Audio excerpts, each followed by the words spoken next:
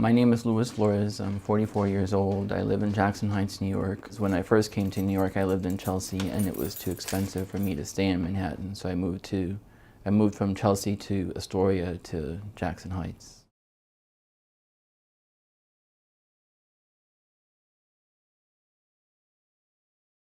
A lot of people who are suffering through massive rent increases, and you hear about that in the news where estimates range between 50 and 60%, I believe, of New Yorkers are rent burdened, meaning they pay more than 30% of their income toward rent. My rent has been rising. My rent, I'm now paying under my renewal lease $1,675 for my studio apartment. I've been trying to borrow money. I'm considering finding a roommate in order to be able to make this apartment more affordable for myself.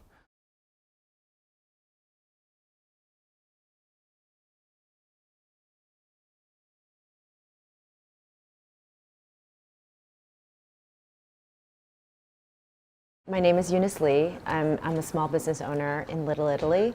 You've seen a lot of service businesses like the shoemaker, the dry cleaner, the tailors. You want the grocery store.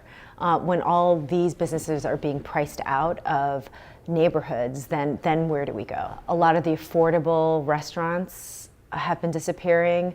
And what's getting replaced are much more expensive restaurants because of the fact that rents are so high.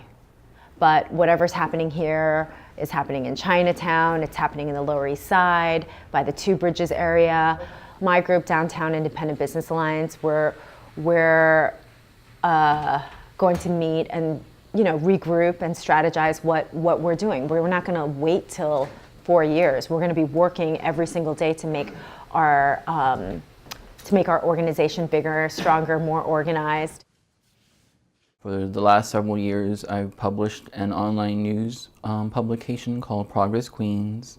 I write a lot about the role of money in local politics, and a lot of my reporting focuses on real estate corruption.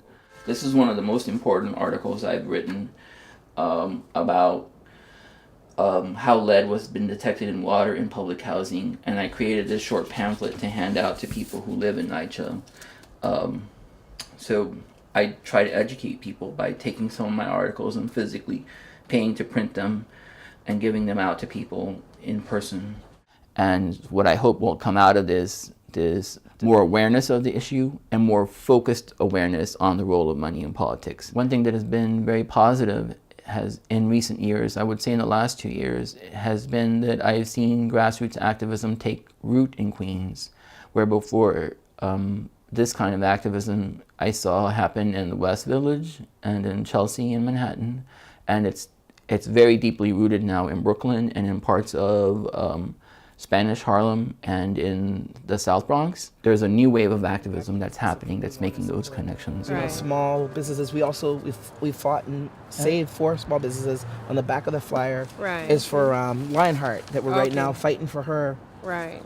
So please, we if anything is happening with your lease, we specifically fight to keep. All right, no problem. Okay. All right, thank you. Thank you. So yeah, that's where our tenant association has come in since the summer, essentially.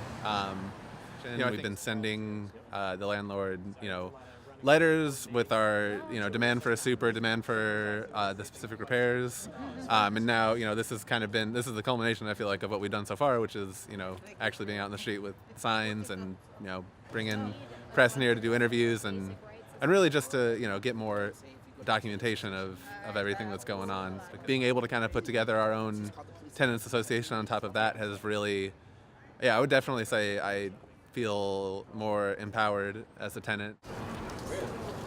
Would you like to hold a sign?